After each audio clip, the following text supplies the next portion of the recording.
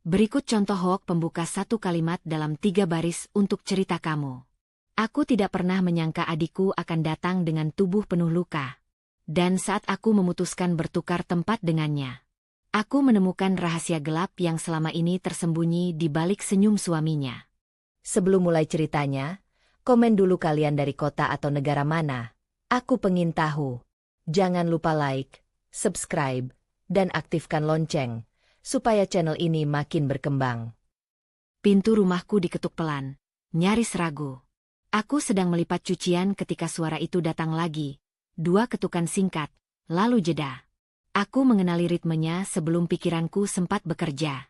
Saat pintu kubuka, Fanny berdiri di ambang, bahunya sedikit membungkuk, tas kecil menggantung tanpa tenaga di lengannya.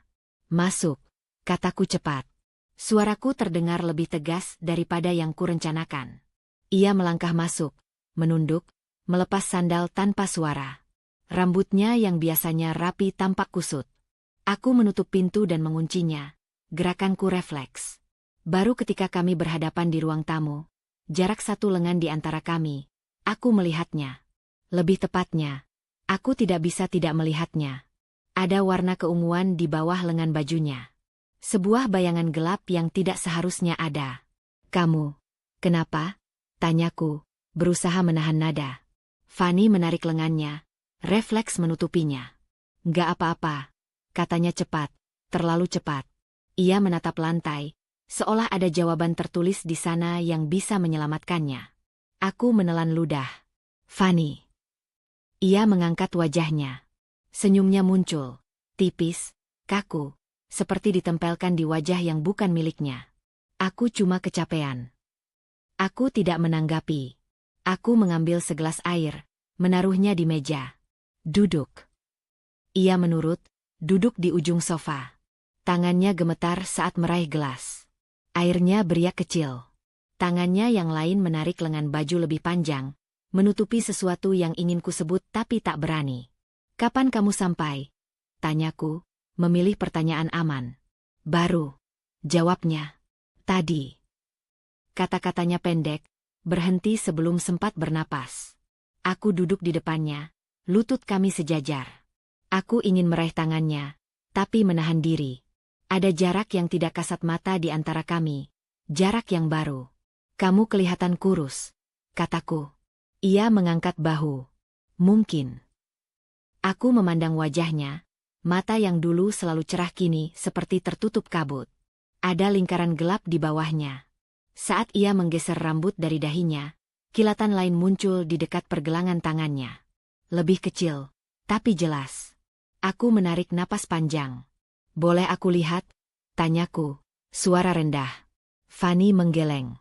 Nanti. Nanti kapan? Ia terdiam. Detik-detik berjalan, dan ruang tamu terasa lebih sempit. Jam dinding berdetak terlalu keras. Aku berdiri, berjalan ke dapur, pura-pura mengambil tisu. Aku butuh bergerak agar pikiranku tidak meledak. Saat kembali, Fanny menatap foto lama di rak. Kami berdua, rambut dikuncir, kaos seragam, tersenyum lebar. Aku berdiri di sampingnya. Kamu ingat hari itu? Tanyaku. Ia mengangguk pelan. Kita hujan-hujanan. Kita pulang dengan sepatu basah, kataku. Dimarahi ibu. Senyumnya muncul sekilas, lalu menghilang. Iya.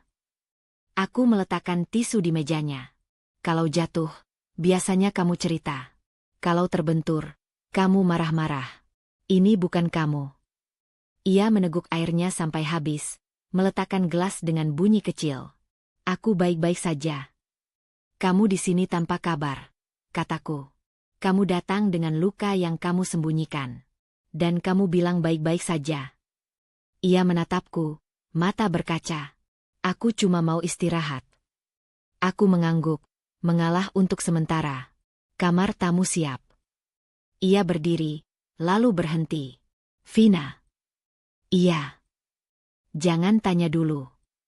Aku menatap punggungnya saat ia berjalan ke kamar. Pintu tertutup perlahan. Aku berdiri lama, mendengarkan keheningan. Ada sesuatu yang tertinggal di udara. Bau obat, mungkin, atau hanya imajinasiku yang terlalu tajam. Aku membersihkan dapur tanpa tujuan. Piring sudah bersih, meja sudah rapi, tapi tanganku terus bergerak. Pikiranku memutar ulang potongan-potongan kecil. Lengan yang ditarik, senyum yang tidak sampai mata, jawaban yang terlalu singkat. Aku mengingat kebiasaan Fanny, cara ia selalu bercerita, cara ia menertawakan hal remeh. Semua itu terasa jauh. Teleponku bergetar di meja. Nama yang muncul membuatku berhenti bernapas sesaat. Aku menatap layar, tidak langsung mengangkat. Getaran berhenti. Layar kembali gelap.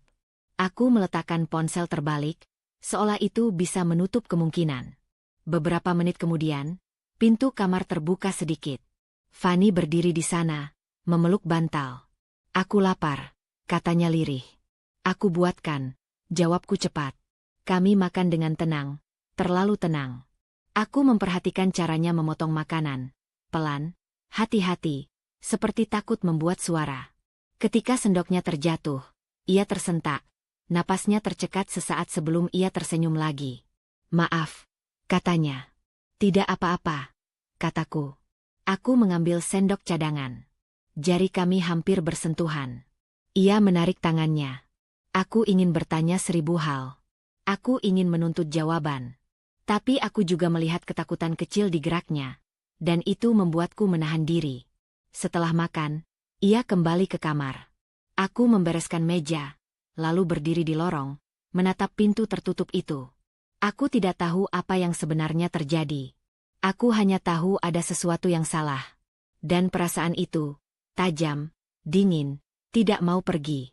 Malam itu, aku mematikan lampu satu persatu, memastikan pintu terkunci, jendela tertutup. Saat berbaring, aku menatap langit-langit, mendengarkan napas rumah yang asing. Di kamar sebelah, ada rahasia yang belum mau keluar.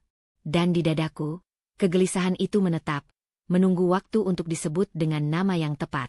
Aku terbangun oleh suara mesin mobil yang berhenti terlalu pelan di depan rumah. Pagi masih menggantung, udara dingin belum sepenuhnya pergi. Aku bangkit sebelum sempat berpikir, menyingkap tirai sedikit. Sebuah mobil hitam terparkir rapi, seperti selalu tahu di mana harus berhenti. Pintu terbuka. Seorang pria turun, kemeja disetrika halus, langkahnya tenang.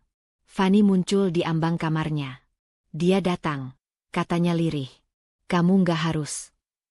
Aku akan buka pintu, katanya cepat, lalu melangkah. Ada ketegangan di bahunya yang semalam belum sempat hilang. Aku mengikutinya, menjaga jarak setengah langkah di belakang. Ketukan terdengar, 2 kali, yakin, tidak ragu. Fanny membuka pintu. Senyum itu muncul seketika di wajah pria itu, simetris, tepat, seperti sudah dilatih. Pagi, katanya. Suaranya hangat, bahkan lembut. Aku khawatir. Aku berdiri di samping Fanny. Masuk, kataku, netral. Terima kasih, jawabnya, menatapku sejenak. Tatapan itu cepat, menilai, lalu kembali ke Fanny. Tangannya terulur. Kamu bikin aku panik. Aku cuma butuh istirahat, kata Fanny. Nada suaranya datar. Bagas mengangguk, memahami terlalu cepat. Tentu. Kamu selalu keras pada dirimu sendiri. Ia melangkah masuk, menutup pintu dengan hati-hati, seolah tak ingin mengganggu apapun. Aku bawa sup. Favoritmu. Ia menaruh wadah di meja, rapi. Gerakannya efisien, seperti kebiasaan. Aku memperhatikan caranya berdiri, sedikit di depan Fanny, sedikit menghalangi. Bukan sentuhan, hanya posisi. Kamu kelihatan pucat, katanya, mencondongkan badan. Kurang tidur. Fanny mengangguk. Sedikit. Makanya aku datang, katanya sambil tersenyum lagi. Biar kamu nggak lupa makan. Aku menyilangkan tangan. Kami sudah makan. Ia menoleh padaku, senyum tak berubah. Bagus. Aku lega. Lalu kembali ke Fanny. Kamu tahu aku cuma ingin yang terbaik. Fanny menggeser berat badannya dari satu kaki ke kaki lain. Jarinya meremas ujung bajunya. Aku ingat semalam, cara ia menutup lengannya, cara ia menarik tangan saat hampir bersentuhan. Ingatan itu menyelinap, singkat, seperti duri. Kamu lama nggak mengabariku, kata pria itu, nadanya tetap ringan. Aku sempat berpikir kamu marah. Tidak, jawab Fanny. Terlalu cepat. Syukurlah. Ia tertawa kecil, lalu menghela napas panjang. Aku ini orangnya cemas. Kamu tahu itu. Aku menyela. Nama saya Vina. Ia menoleh, seolah baru menyadari keberadaanku sepenuhnya. Bagas, katanya, mengulurkan tangan. Jabatannya ringan, hampir formal. Terima kasih sudah menjaga adikku. Adikku. Kata itu meluncur mulus, seolah menempatkan semua orang di posisi masing-masing. Aku melepaskan jabatannya lebih cepat dari yang seharusnya. Kami kembar, kataku. Ah. Ia tersenyum lagi. Pantas mirip. Matanya beralih ke Fanny. Aku selalu bilang kamu punya saudara yang perhatian. Fanny tidak menjawab. Ia menatap meja. Bagas duduk tanpa diminta, menyandarkan punggung dengan santai. Aku cuma sebentar. Kerjaan menunggu. Ia mengeluarkan ponsel, meletakkannya terbalik. Aku ingin memastikan kamu baik-baik saja. Aku baik, kata Fanny pelan. Tentu. Ia mengangguk, mengulang.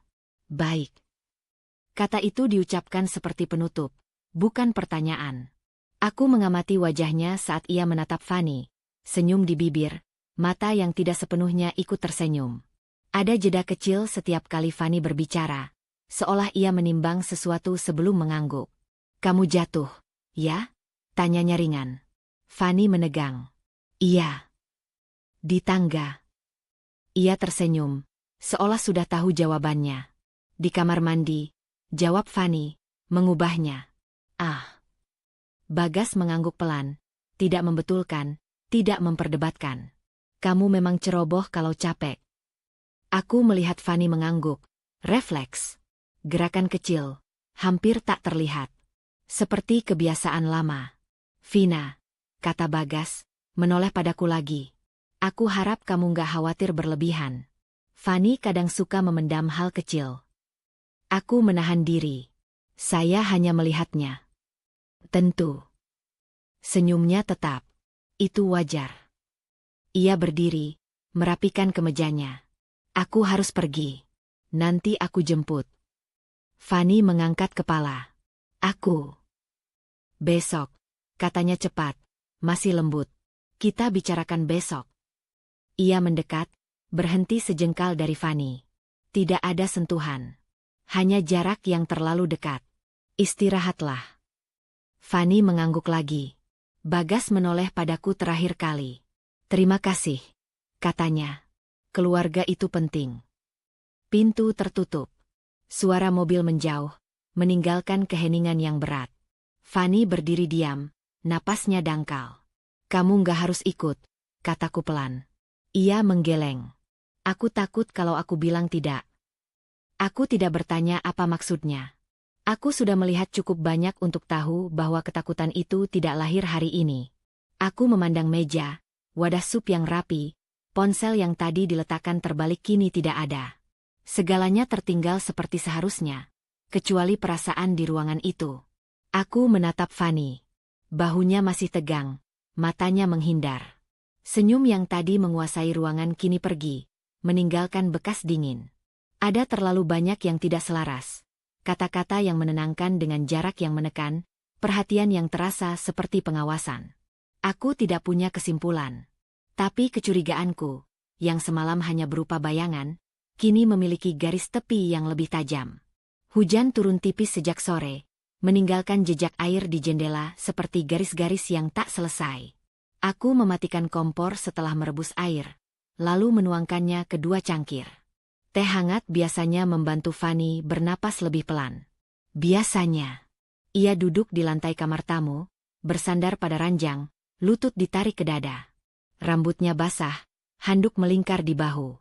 Ketika aku menyerahkan cangkir, ia menerimanya dengan 2 tangan, seperti memegang sesuatu yang rapuh. Minum, kataku.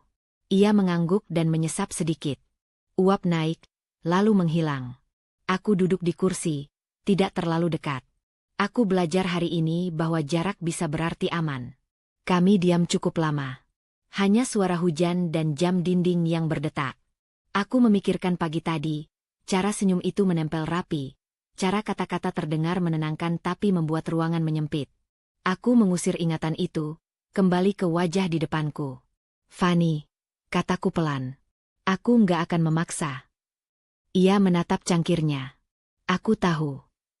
Aku cuma ingin kamu aman, kataku. Di sini.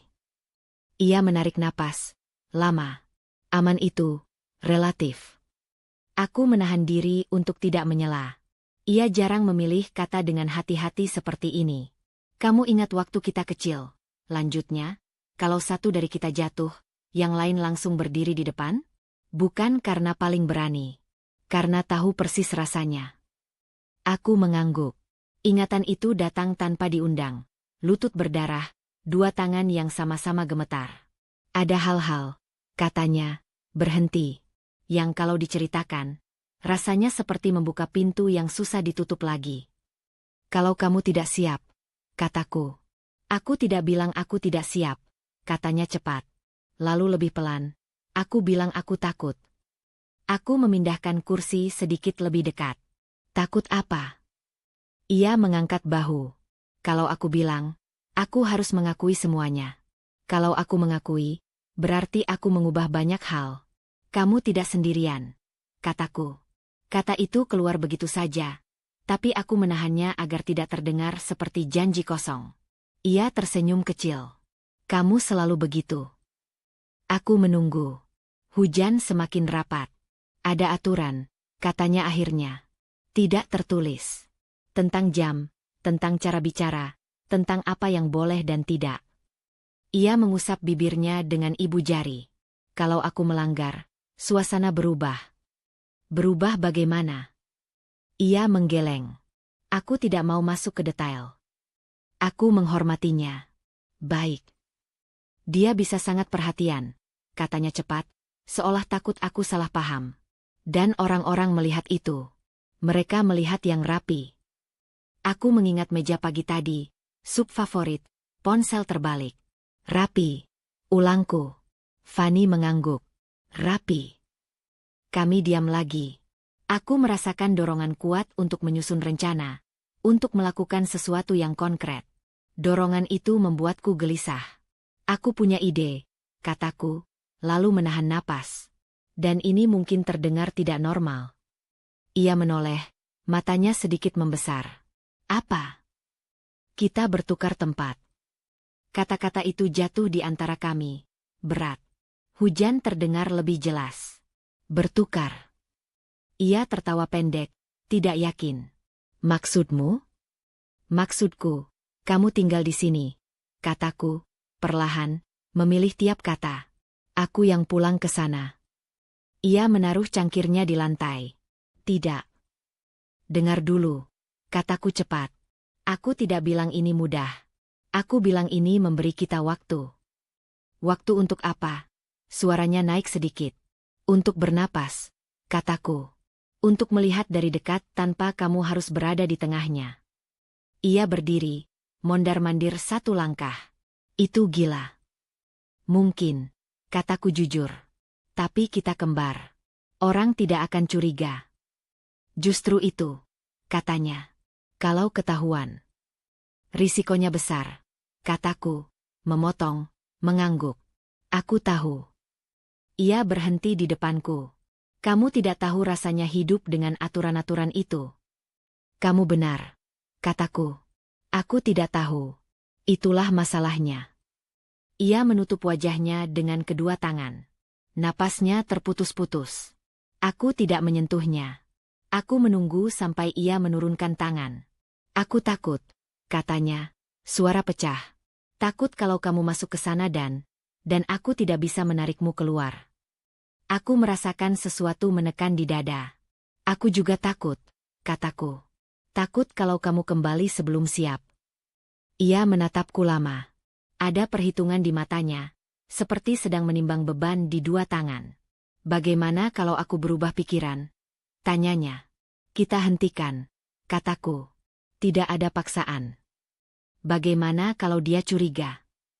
Kita hati-hati. kataku. Kita buat batasan. Tidak lama. Bagaimana kalau... Aku akan keluar, kataku. Begitu kamu bilang. Ia menghela napas panjang. Kamu selalu ingin menanggung. Dan kamu selalu menahan, kataku lembut. Kami berdiri berhadapan. Aku melihat ketakutan, tapi juga sesuatu yang lain. Kelelahan yang ingin berhenti berpura-pura. Ini tidak akan memperbaiki semuanya, katanya. Aku tidak bilang begitu. Ini bisa memperburuk, katanya. Iya. Ia tertawa kecil, pahit. Kamu jujur sekali. Aku tidak ingin kamu merasa sendirian, kataku. Dan aku tidak ingin kamu kembali sebelum siap. Ia memejamkan mata. Saat membukanya, ada keputusan yang belum sempurna, tapi ada. Kita coba, katanya pelan. Sebentar. Aku mengangguk. Tidak ada senyum, tidak ada pelukan. Hanya kesepakatan yang berat. Aku merasakan dingin merayap di punggung, tapi juga kejelasan yang aneh. Keputusan itu tidak terasa benar. Namun terasa perlu. Aku berdiri di depan pintu itu dengan tas kecil di tangan. Kunci dingin menempel di telapak. Di dalam mobil, aku sudah melatih napas. Masuk 4 hitungan, keluar 6. Tapi begitu kakiku menginjak teras, ritmenya buyar. Rumah itu tampak biasa saja. Terlalu biasa. Cat dinding bersih, tanaman tersusun rapi, tidak ada yang berteriak bahaya. Justru itu yang membuat dadaku menyempit. Kunci berputar. Pintu terbuka tanpa bunyi. Aku melangkah masuk. Aku pulang, kataku, suara datar, nada yang sudah kupelajari dari Fanny. Bagas muncul dari ruang tengah. Senyum yang sama, rapi, menempel di wajahnya. Cepat sekali, katanya. Aku kira kamu akan lebih lama. Aku meletakkan tas di tempat yang sama seperti terakhir kali. Aku memperhatikan kemarin. Macet, jawabku singkat. Ia mendekat, berhenti sejengkal dariku. Tidak menyentuh. Tatapannya turun, menilai. Kamu ganti parfum. Aku menelan ludah. Habis. Ia mengangguk, seolah mencatat. Lain kali bilang. Aku tidak suka kejutan kecil. Aku mengangguk. Satu aturan tak tertulis. Dicatat. Sepatumu, katanya sambil menunjuk rak. Jangan di situ. Aku memindahkannya setengah langkah ke kanan. Di sini. Lebih lurus, katanya lembut. Aku membetulkannya lagi. Ia tersenyum puas, lalu berbalik. Aku menyusul, menjaga jarak. Ruang tamu terasa lebih sempit dari kemarin. Aku duduk di ujung sofa, posisi yang sama seperti yang kulihat Fanny lakukan. Lutut rapat, tangan di pangkuan. Kamu lapar? Tanyanya. Sudah makan, kataku. Ia berhenti di dapur. Jam segini. Sedikit. Ia menoleh, alisnya terangkat. Sedikit bukan makan. Aku memilih diam. Bagas mengambil piring, menyusunnya dengan presisi. Kamu capek. Kalau capek, kamu suka salah paham. Ia menaruh piring di meja. Satu untukku. Makan. Aku duduk. Sendok di tanganku terasa berat. Aku makan pelan, meniru ritme yang kuingat. Setiap bunyi kecil terasa terlalu keras. Aku sadar ada jam, bukan jam dinding, tapi jam tak terlihat yang mengatur segalanya. Kamu bicara lebih pendek hari ini, katanya. Aku lelah, jawabku. Lelah itu bukan alasan, katanya lembut. Tapi bisa dimengerti. Ia duduk di seberangku. Kamu ingat aturan kita? Aku mengangguk. Tidak membantah di meja. Bagus. Ia tersenyum. Dan tidak meninggalkan piring, kataku. Dan ia menunggu. Aku menatap piringku. Tidak mengunci pintu kamar. Ia mengangguk. Kamu ingat. Aku menyelesaikan makan, meletakkan piring dengan hati-hati. Aku berdiri untuk membereskan. Tidak sekarang, katanya. Duduk. Aku duduk kembali. Ia membereskan piring, lalu kembali dengan 2 gelas air. Menaruh satu di depanku, tepat di tengah. Minum. Aku minum. Cukup, katanya setelah 2 teguk. Aku berhenti. Keheningan turun, berat. Aku merasakan dinding-dinding itu mendekat. Aku ingin berdiri, berjalan, membuka jendela. Aku tidak melakukannya. Kamu kemana kemarin? Tanyanya santai. Ke rumah Vina. Jawabku. Jujur. Lama. Dia butuh aku. Ia mengangguk. Dia selalu begitu. Lalu, ringan. Kamu tidak menceritakan semuanya. Aku menahan napas. Tidak ada yang perlu. Ia mencondongkan badan. Kamu tahu aku tidak suka setengah-setengah. Aku mengangguk. Maaf. Maaf itu kata yang besar. Katanya. Gunakan kalau perlu. Ia berdiri. Ikut aku. Aku bangkit dan mengikutinya ke kamar. Pintu terbuka. Kamar rapi, terlalu rapi. Spray dirapikan tanpa lipatan salah. Lemari tertutup rapat. Ganti baju. Katanya. Kita tidur lebih awal. Aku membuka lemari. Baju-baju tersusun menurut warna. Aku mengambil yang biasa kupakai. Saat aku berbalik, ia berdiri di pintu. Itu bukan yang kanan, katanya. Aku berhenti. Yang ini. Bukan. Ia menunjuk rak atas. Yang itu. Aku mengambilnya. Baik. Aku ke kamar mandi. Pintu tidak terkunci. Aku ingat aturannya. Aku berganti cepat, menghindari cermin. Ketika keluar, ia menunggu di tepi ranjang. Kamu kelihatan berbeda, katanya. Aku menunduk. Mungkin karena capek. Mungkin, katanya. Atau kamu belajar sesuatu yang tidak perlu. Aku duduk di sisi ranjang. Jarak di antara kami terasa seperti jurang. Lampu dipadamkan, hanya lampu kecil menyala. Besok kita atur ulang, katanya pelan. Rutinitasmu berantakan. Baik, kataku. Ia berdiri, mematikan lampu kecil. Gelap menyelimuti. Aku mendengar langkahnya menjauh, lalu berhenti. Ada bunyi kecil. Klik. Aku menegakkan badan. Kamu mengunci pintu. Tidak, katanya dari balik gelap. Aku memindahkan kuncinya. Jantungku berdegup. Untuk apa? Supaya kamu tidak lupa, katanya tenang. Kunci itu membuatmu gelisah. Langkahnya pergi. Pintu kamar tertutup tanpa bunyi. Aku duduk di ranjang, napas pendek. Kamar terasa lebih kecil dari sebelumnya. Aku meraba sisi ranjang, memastikan keberadaanku sendiri. Di dalam gelap itu, aku mengerti satu hal dengan jelas. Aturan-aturan ini tidak ditulis untuk diingat. Mereka ditulis untuk ditaati. Pagi datang tanpa benar-benar datang. Cahaya merayap tipis dari sela gorden, memantul di dinding yang terlalu rapi. Aku bangun sebelum alarm, bukan karena segar, tapi karena tubuhku tak pernah benar-benar tidur. Aku duduk, menunggu bunyi langkah di luar kamar. Ada jeda yang selalu sama, seperti jam yang tak terlihat sedang menghitung. Pintu terbuka. Bagas berdiri di ambang, kemeja sudah rapi, rambut tersisir sempurna. Kamu bangun telat, katanya. Aku melirik jam. 5 menit. 5 menit itu telat, katanya. Nada datar. Ia melangkah masuk tanpa diminta, meraih gorden dan menariknya sedikit. Cahaya pagi bagus untuk kebiasaan. Aku mengangguk. Aku ke dapur. Setelah cuci muka, katanya cepat. Jangan lompat-lompat. Aku berbalik ke kamar mandi. Air dingin menyentuh wajahku, membuat pikiranku lebih tajam. Aku menatap cermin, memastikan ekspresi yang tepat, netral, tidak menantang, tidak kosong.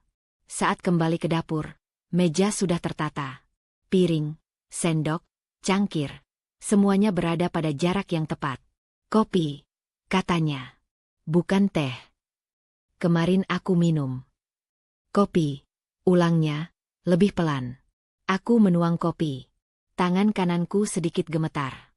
Aku menahannya dengan tangan kiri, gerakan kecil agar tidak terlihat. Kamu salah tuang, katanya. Aku berhenti. Ini. Gelasnya, katanya sambil menunjuk. Bukan yang itu. Aku mengganti gelas tanpa kata. Ia memperhatikan dari jarak dekat, seperti pengawas yang tak butuh papan catatan. Kamu kelihatan tegang, katanya. Ada yang kamu sembunyikan? Tidak, jawabku. Ia mengangguk, lalu tersenyum kecil. Bagus. Aku tidak suka kejutan. Aku menyerahkan cangkir. Ia mencicipi, menaruhnya kembali. Gula. Aku menambahkan setengah sendok. Setengah itu tidak konsisten, katanya. Kamu tahu aku tidak suka setengah. Aku menambahkan sedikit lagi. Ia menatap cairan yang berputar, lalu mengangguk. Duduk. Aku duduk. Kursi berderit pelan. Aku menahan napas. Kamu akan kembali ke rumah saudaramu hari ini? Tanyanya santai. Tidak, jawabku. Aku di sini. Bagus, katanya. Aku butuh kamu fokus. Aku meneguk kopi. Pahitnya tertahan di lidah. Kamu bicara terlalu singkat, katanya. Aku jadi bertanya-tanya. Bertanya apa? Ia tersenyum. Apakah kamu marah? Tidak. Kalau tidak marah, biasanya kamu lebih hangat, katanya. Atau setidaknya berusaha. Aku mengangguk. Aku akan berusaha. Ia mencondongkan badan, menurunkan suara. Jangan berusaha. Lakukan. Aku menahan reaksi. Aku ingat semalam. Klik kecil, kunci yang dipindahkan. Aku mengingat diriku untuk tidak bertanya, tidak menantang. Pekerjaanmu hari ini? Tanyanya. Di rumah, jawabku. Tidak, katanya. Kamu ikut aku. Aku terkejut. Kemana? Ke kantor, katanya ringan. Supaya kamu tidak mengarang cerita. Aku memilih diam. Ia menafsirkan diam itu sebagai persetujuan. Di mobil, radio menyala pelan. Aku duduk tegak, tangan di pangkuan. Lampu merah menyala. Kamu terlalu sering melihat keluar, katanya. Pusing, kataku. Kalau pusing, bilang, katanya. Jangan pura-pura. Aku mengangguk. Di kantor, aku duduk di ruang tunggu. Ia keluar masuk, meninggalkanku sendirian dengan jam dinding yang berdetak terlalu keras. Sesekali ia muncul, menatapku, lalu pergi lagi. Saat ia kembali, wajahnya tetap rapi. Kamu bicara dengan siapa? Tanyanya. Tidak ada, jawabku. Kamu tersenyum, katanya. Dengan siapa? Aku tidak. Jangan bantah, katanya. Nada naik setengah tingkat. Aku melihat. Aku menunduk. Maaf. Ia menghela napas panjang. Aku melakukan ini untuk kita. Kalau kamu membuatku terlihat bodoh, itu menyulitkan. Aku mengerti, kataku. Kamu tidak, katanya. Tapi kamu akan belajar. Di perjalanan pulang, ia tidak menyalakan radio. Keheningan terasa tebal. Kamu berubah, katanya akhirnya. Aku lelah, jawabku. Lelah itu alasan yang mudah, katanya. Orang lelah tetap bisa sopan. Aku menahan lidahku. Setiap kata yang ingin keluar kuletakkan kembali.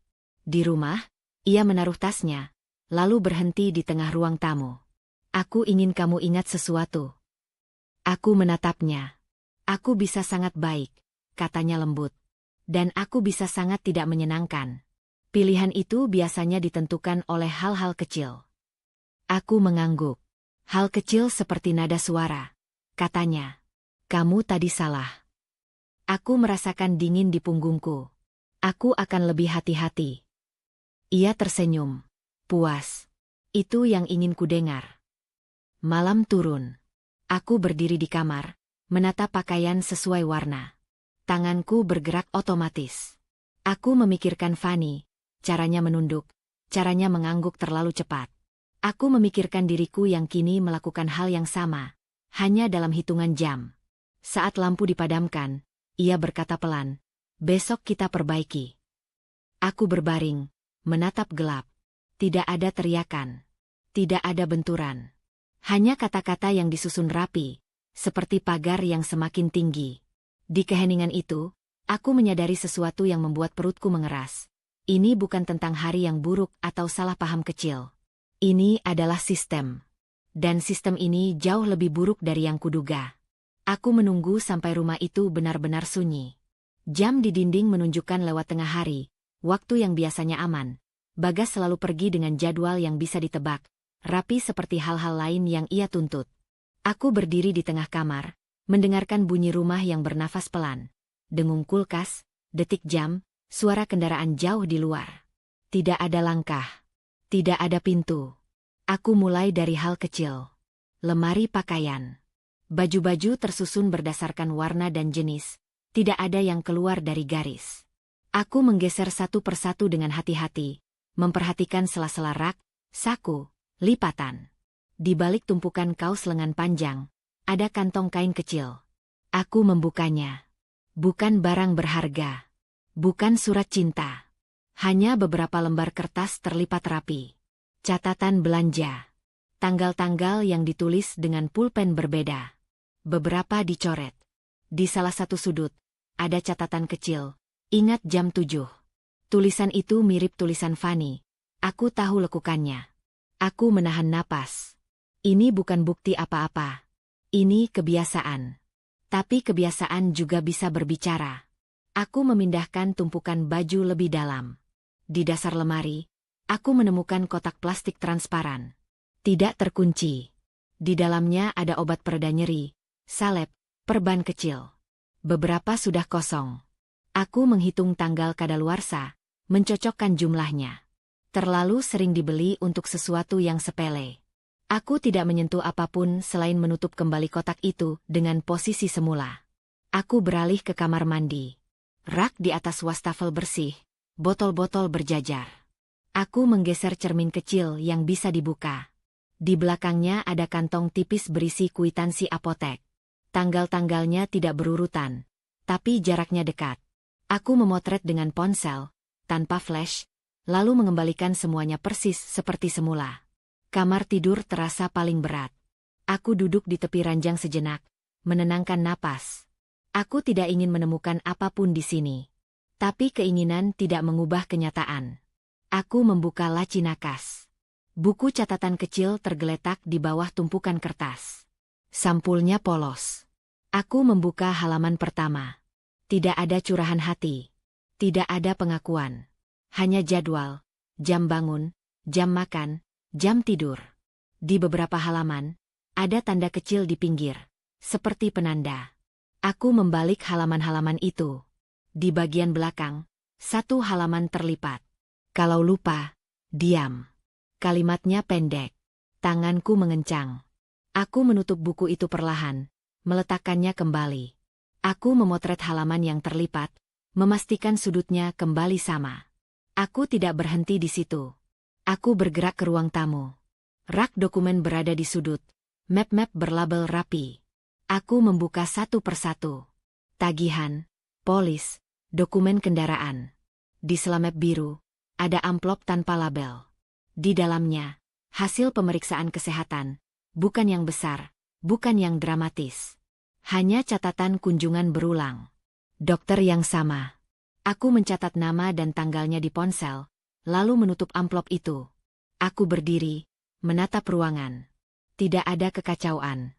Tidak ada tanda perlawanan. Justru kerapian ini yang menyimpan jejak. Jejak yang dirapikan sampai hampir tak terlihat. Aku merasakan dua hal beradu di dada. Empati yang menyesakkan dan kemarahan yang dingin.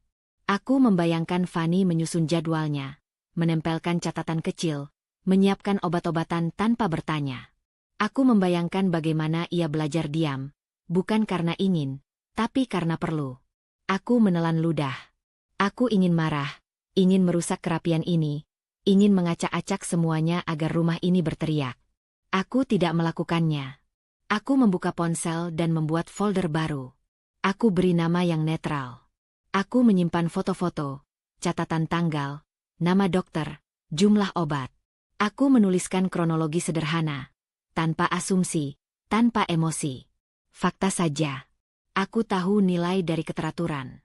Jika rumah ini dibangun dengan aturan, maka kebenaran harus dikumpulkan dengan cara yang sama. Rapi, konsisten, tak terbantahkan. Pintu depan berbunyi, kunci berputar. Aku membeku sejenak, lalu bergerak cepat. Aku menutup laci, merapikan kembali rak, memastikan tidak ada yang bergeser. Aku duduk di sofa dengan buku di tangan, posisi yang tepat. Napasku kembali ke ritme yang aman. Bagas masuk. "Kamu di rumah?" katanya. "Iya," jawabku. Ia menaruh kunci. "Kamu terlihat sibuk." "Membaca," kataku. Ia mengangguk. "Bagus." Ia tidak curiga. Atau mungkin ia terlalu yakin pada sistemnya. Aku menatap halaman buku tanpa melihat isinya. Di kepalaku, potongan-potongan itu tersusun menjadi garis yang jelas. Tidak cukup untuk menuduh. Cukup untuk memahami. Malam datang. Aku kembali ke kamar, menutup pintu tanpa mengunci. Aku duduk di ranjang, membuka ponsel sekali lagi, meninjau folder itu. Aku menambahkan catatan terakhir. "Lanjutkan." Kata itu bukan perayaan. Itu pengingat. Aku mematikan layar. Di dalam gelap, empati dan kemarahan berhenti saling menarik. Mereka berdiri berdampingan, memberi arah. Aku tidak tahu berapa lama aku harus bertahan di rumah ini. Aku tahu satu hal dengan pasti, jejak-jejak itu ada, dan aku akan mengumpulkannya dengan sabar. Tekad itu tidak keras, tidak berisik. Ia tenang, seperti napas yang akhirnya kembali teratur. Pagi itu dimulai dengan hal yang nyaris tidak ada. Tidak ada bentakan, tidak ada perintah langsung. Hanya senyap yang terasa disusun. Aku berdiri di dapur, memotong buah sesuai urutan warna yang kuingat. Pisau menyentuh talenan dengan bunyi halus. Bagas masuk tanpa suara. Berdiri di belakangku cukup dekat untuk membuat bahuku menegang. "Kamu salah potong," katanya ringan. Aku berhenti. "Bagian mana?" "Yang ini." Ia menunjuk potongan apel yang menurutku baik-baik saja. "Terlalu tebal." Aku menggeser potongan itu, memotong ulang. "Begini." Ia mengangguk, lalu tersenyum. "Kamu memang cepat belajar."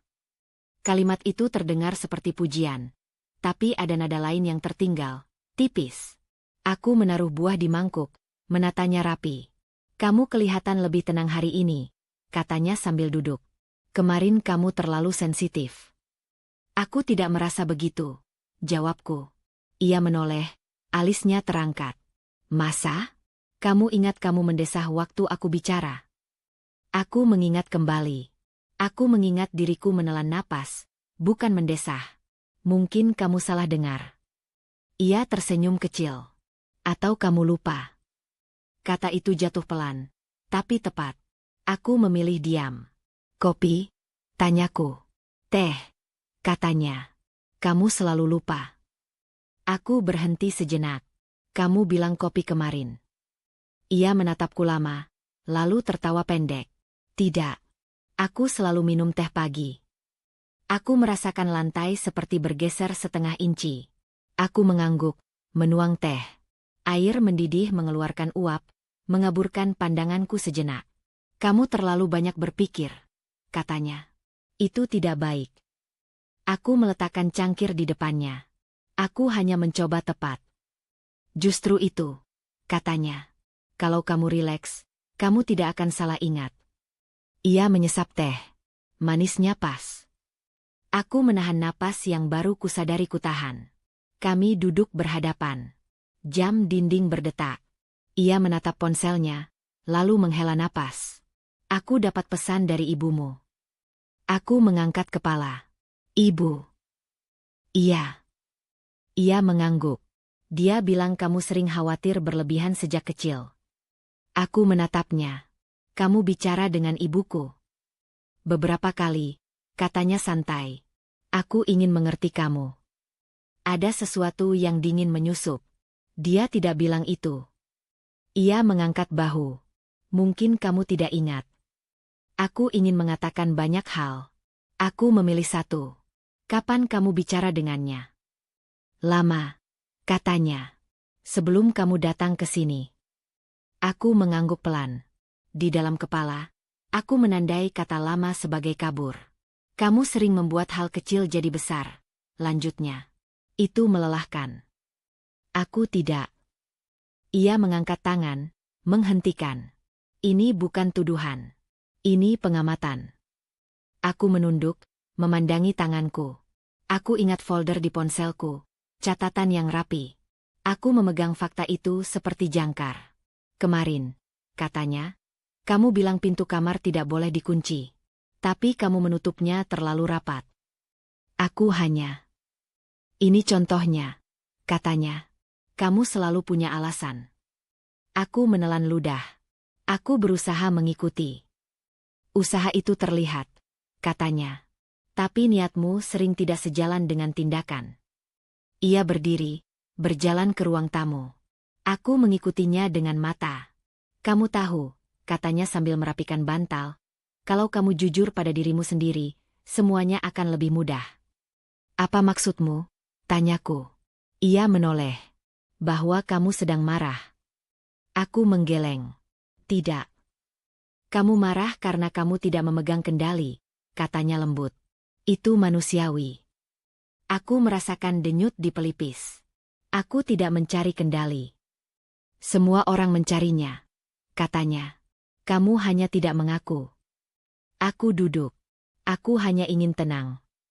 Tenang datang dari kepatuhan, katanya. Kamu tahu itu. Aku mengangkat kepala. Aku tidak yakin. Ia mendekat, berhenti di depanku. Lihat aku, katanya. Aku menatapnya. Kamu aman di sini, katanya. Selama kamu tidak melawan hal-hal kecil. Hal kecil seperti apa? Tanyaku. Seperti nada, katanya. Seperti tatapan. Seperti mengingat sesuatu dengan caramu sendiri. Aku menarik napas. Mengapa caraku salah? Ia tersenyum, hampir sedih. Karena caramu membuatmu gelisah. Aku terdiam. Ada bagian kecil dalam diriku yang ingin setuju, hanya agar percakapan ini berhenti. Coba ingat, katanya. Kemarin kamu bilang kamu tidak menyentuh laci. Tapi aku menemukan lacinya tidak sejajar. Aku membeku. Aku tidak. Tenang, katanya cepat. Aku tidak menyalahkan. Kamu menyalahkan, kataku. Suara hampir tak terdengar. Ia menggeleng. Aku membantu. Aku menatap lantai. Aku mengingat tanganku yang hati-hati, posisi yang kukembalikan persis. Apakah aku salah? Apakah ada yang bergeser tanpa kusadari? Kamu lelah, katanya. Kalau lelah, ingatanmu bisa bermain. Kata bermain itu membuat dadaku sesak. Beristirahatlah, katanya. Aku akan mengurus sisanya. Ia berjalan menjauh. Aku duduk sendirian, mendengar langkahnya menghilang. Kepalaku penuh suara-suara kecil, saling tumpang tindih. Aku membuka ponsel di saku, memastikan folder itu ada. Ada. Foto-foto itu nyata. Tanggal-tanggal itu ada. Namun keraguan menyelinap, tipis tapi tajam. Bagaimana jika aku yang salah? Bagaimana jika aku terlalu menafsirkan? Aku menutup mata, menarik napas, mencoba menahan gelombang itu. Ketika aku membukanya kembali, aku masih di ruang yang sama. Rumah ini tidak berubah. Tapi sesuatu di dalam diriku bergeser sedikit. Cukup untuk membuat langkahku terasa kurang pasti. Aku tahu ada yang berubah dari cara ia menutup pintu pagi itu. Tidak dibanting, tidak juga dibiarkan terbuka. Terlalu hati-hati, seolah bunyi sekecil apapun bisa memicu sesuatu di dalam dirinya. Kamu bangun lebih lambat, kata Bagas tanpa menoleh. Aku berdiri di ambang dapur. Aku terbangun beberapa kali malam tadi. Ia mengangguk, lalu menaruh kunci di mangkuk kecil. Kunci itu selalu diletakkan di sana. Hari ini, ia menggesernya sedikit ke tengah meja.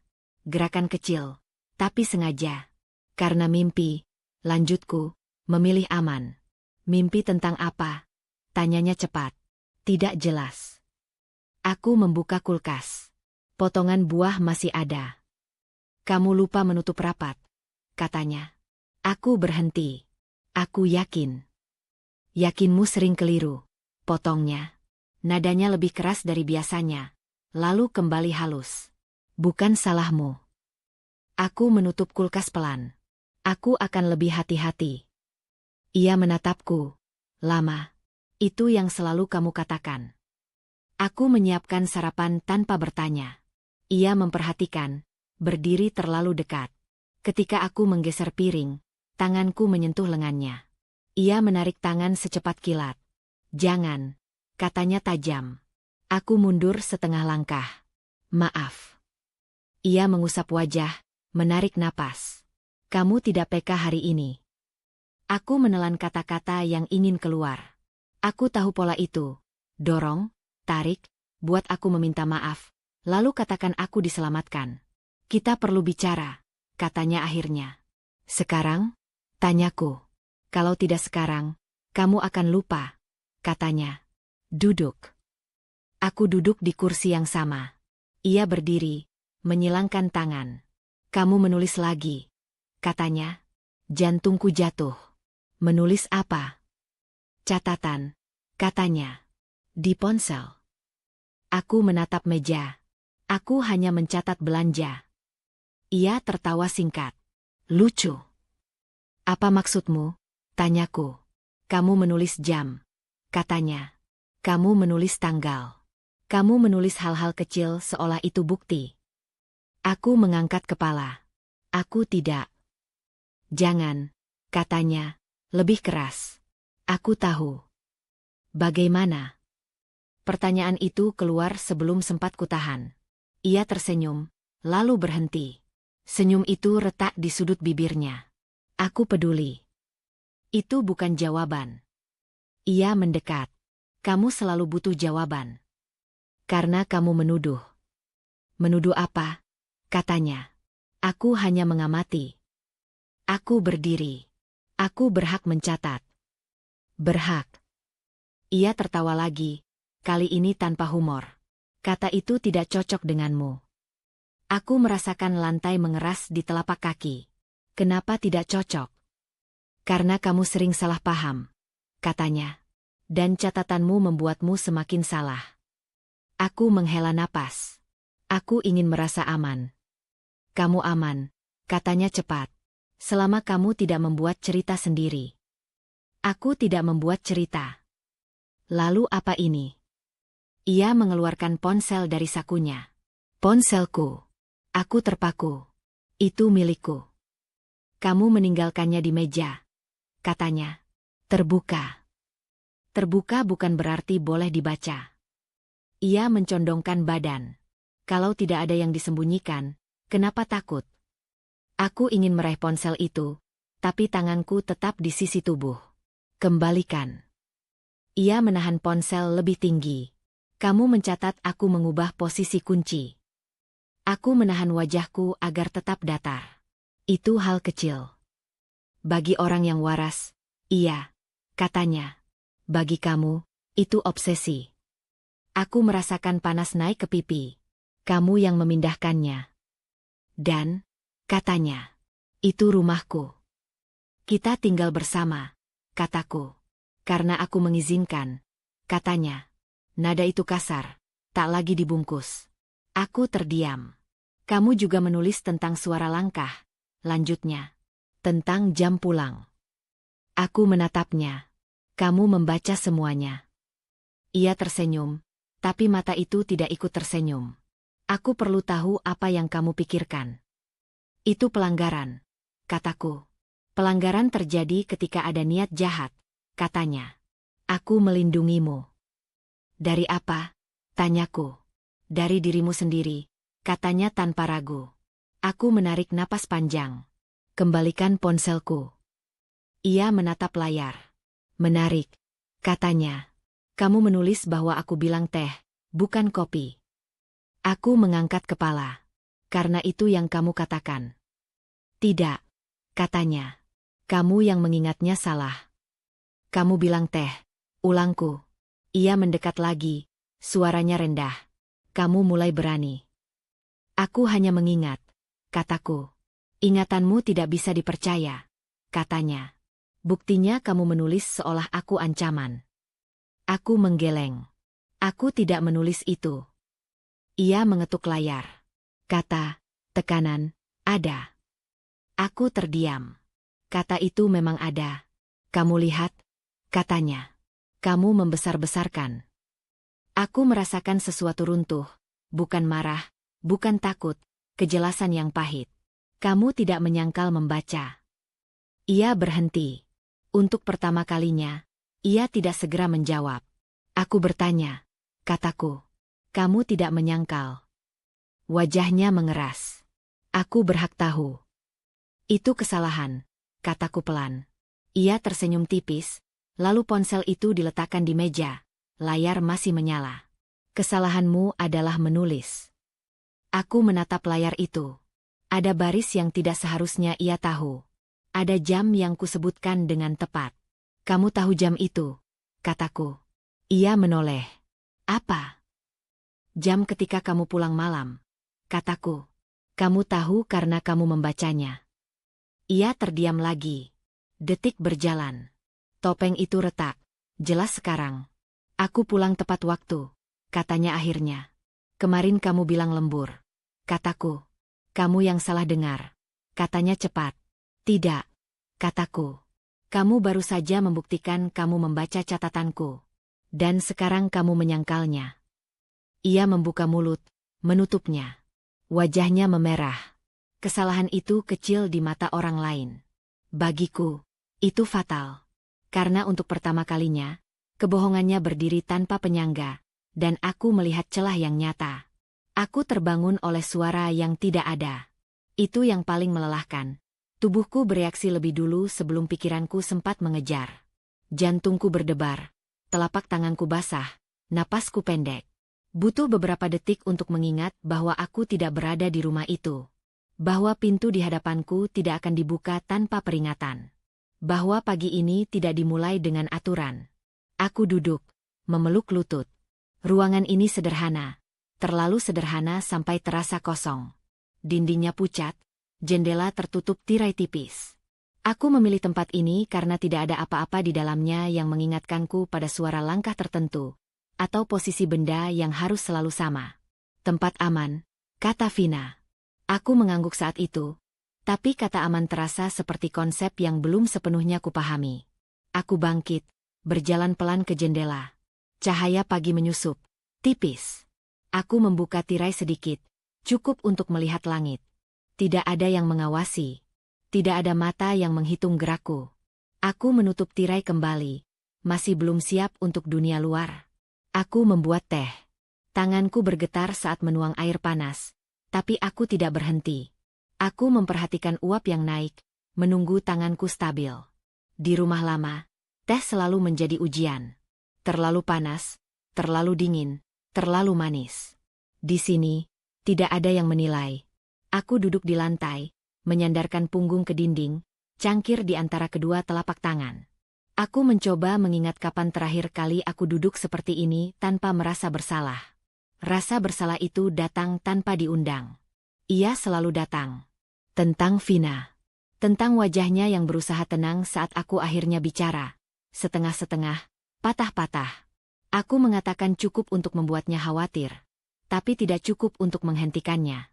Aku membiarkannya mengambil tempatku. Aku membiarkannya masuk ke ruang yang selama ini kuterima sebagai takdir. Aku baik-baik saja. Gumamku, seperti kebiasaan lama. Kata-kata itu terasa asing di ruangan ini. Aku meneguk teh. Rasanya biasa. Tidak ada yang salah. Tidak ada yang perlu diperbaiki. Kesederhanaan itu membuat mataku panas. Aku menutupnya, membiarkan air mata datang tanpa suara. Aku tidak tahu berapa lama aku menangis. Di rumah lama, menangis harus cepat, harus sunyi, harus selesai sebelum ada yang bertanya kenapa dengan nada yang menyalahkan. Di sini, tidak ada pertanyaan. Aku bangkit lagi, kali ini lebih mantap. Aku berjalan ke meja kecil, membuka tas. Di dalamnya ada pakaian seadanya, dompet, dan ponsel yang lama kusimpan mati. Aku menatap ponsel itu. Menghidupkannya terasa seperti mengundang dunia masuk, dan dunia seringkali tidak ramah. Tapi aku tahu Vina akan menunggu kabar. Ia selalu menunggu. Aku menyalakan ponsel. Layar menyala, sunyi. Tidak ada pesan baru. Aku menghela napas, lega dan takut bersamaan. Aku mengetik, menghapus, mengetik lagi. Kata-kata berkelahi di kepalaku. Aku aman. Terlalu singkat. Aku minta maaf. Terlalu berat. Aku menulis pelan. Aku di tempat yang kamu sebutkan. Aku tidak apa-apa. Aku menatap kalimat itu lama, lalu menambahkan satu kata lagi sebelum mengirim. Sekarang. Aku meletakkan ponsel terbalik, seolah layar bisa menatapku balik. Dadaku terasa lebih ringan, tapi rasa bersalah itu belum pergi. Ia berubah bentuk. Ia bertanya mengapa aku tidak bicara lebih cepat. Mengapa aku membiarkan hal-hal kecil menjadi kebiasaan. Mengapa aku percaya bahwa diam adalah cara bertahan. Aku berdiri dan berjalan mengelilingi ruangan, menghitung langkah tanpa sadar. Aku berhenti ketika menyadarinya, tertawa kecil yang cepat mati. Bahkan di tempat aman, tubuhku masih membawa aturan lama. Aku duduk lagi, kali ini dengan punggung tegak. Aku mencoba mengingat satu hal yang nyata, satu hal yang tidak bisa diputarbalikkan. Aku memilih rasa dingin lantai di telapak kakiku. Aku memilih suara napasku sendiri. Aku memilih detak jam di dinding yang tidak mengatur hidupku. Aku berpikir tentang Vina. Tentang caranya mendengarkan tanpa memotong. Tentang matanya yang menahan marah demi aku. Rasa bersalah itu berubah menjadi sesuatu yang lain. Tekad yang masih rapuh, tapi ada. Aku tidak ingin keberaniannya menjadi sia-sia. Aku tidak ingin terus menjadi bayangan dari diriku sendiri. Aku mengambil buku catatan kosong dari tas. Aku membukanya, menatap halaman putih. Di rumah lama, menulis berarti berbahaya. Di sini, mungkin menulis bisa menjadi pegangan. Tanganku ragu, lalu bergerak. Aku tidak menulis cerita. Aku menulis satu kalimat. Aku berhak merasa takut tanpa dianggap lemah.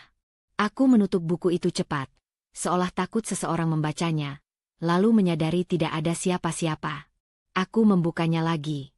Aku menulis satu kalimat lagi. Aku tidak gila. Kata-kata itu sederhana, hampir memalukan. Tapi saat ku baca ulang, dadaku mengembang. Ada keberanian kecil di sana. Bukan teriak, bukan perlawanan besar. Hanya pengakuan pada diri sendiri. Ponselku bergetar. Pesan masuk. Aku membacanya tanpa menahan napas kali ini.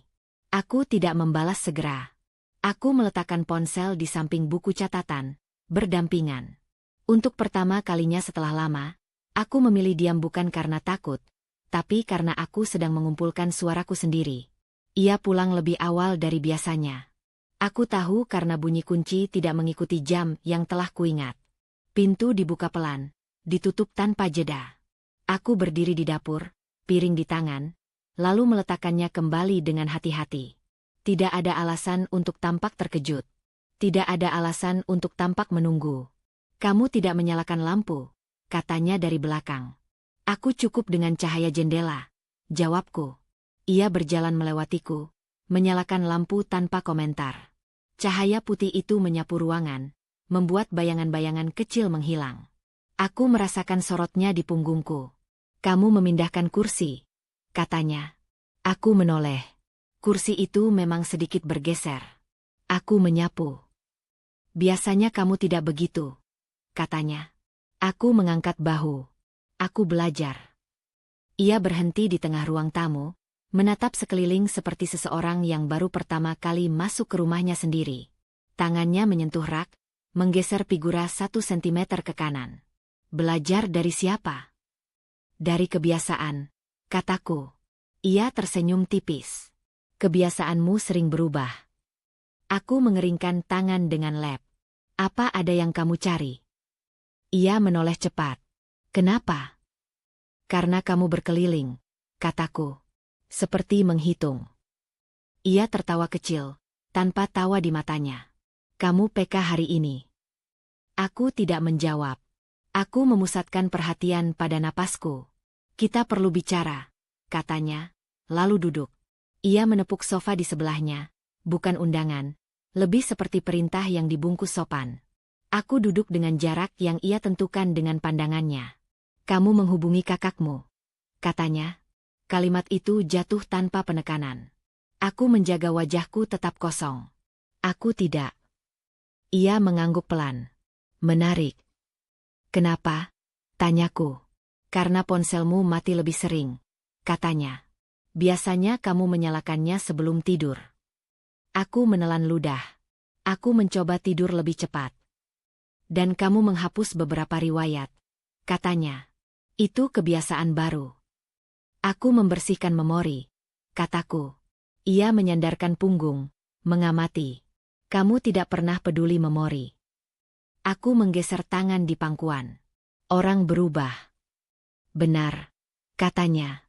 Tapi perubahanmu tidak sinkron. Apa maksudmu? Kamu lebih rapi, katanya. Lebih tenang. Lebih berani bertanya. Aku menatapnya. Itu buruk. Bukan, katanya. Hanya aneh. Ia berdiri, berjalan ke jendela, membuka tirai sedikit. Cahaya sore masuk, memantul di lantai. Aku bertanya-tanya, katanya pelan, apa yang membuatmu berbeda? Aku berdiri juga, menjaga jarak. Aku ingin lebih baik. Untuk siapa? Tanyanya. Untuk kita, jawabku. Ia berbalik, menatap tajam. Kamu jarang bilang, kita. Aku menahan diri agar tidak mengoreksi. Aku belajar. Ia mendekat, berhenti tepat di depanku. Tidak menyentuh. Kamu belajar dari mana? Aku mengangkat mata. Dari kesalahan. Kesalahan siapa? Tanyanya. Kesalahanku, kataku cepat. Ia tersenyum lagi. Bagus. Ia mengambil ponselnya, mengetuk layar. Aku dapat pesan. Aku menunggu. Nomor tidak dikenal, katanya. Hanya satu kalimat. Aku menahan napas. Isinya, jaga dirimu, katanya. Aku menatap wajahnya, mencari celah. Banyak pesan seperti itu. Benar, katanya. Tapi waktu kirimnya bertepatan dengan ponselmu mati. Aku menggeleng pelan. Kebetulan. Kebetulan sering mengelilingimu akhir-akhir ini, katanya. Kunci, jam, kursi, pesan. Ia berjalan ke meja, mengambil mangkuk kunci. Mengguncangnya pelan hingga berbunyi. Kamu ingat kapan aku memindahkan ini? Aku memilih jujur yang aman. Kemarin.